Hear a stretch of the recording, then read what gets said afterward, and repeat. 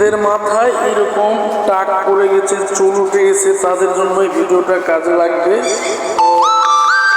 সর্বপ্রথম যে কাজটি করা হবে এই কাজটি হচ্ছে আপনার মাথা আগে সম্পূর্ণ একটা আমাদের আছে, এই জিনিসটা ব্যবহার করবেন। ব্যবহার করলে ইনশাল্লাহ আপনার চুল পড়া বন্ধ হবে, মাথা ময়লা চলে যাবে।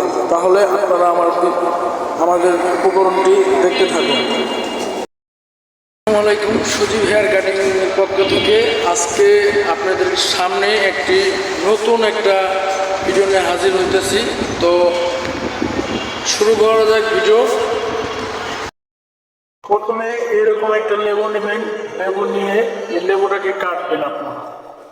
তো কাইটা এর ভিতর থেকে রস বার করবেন।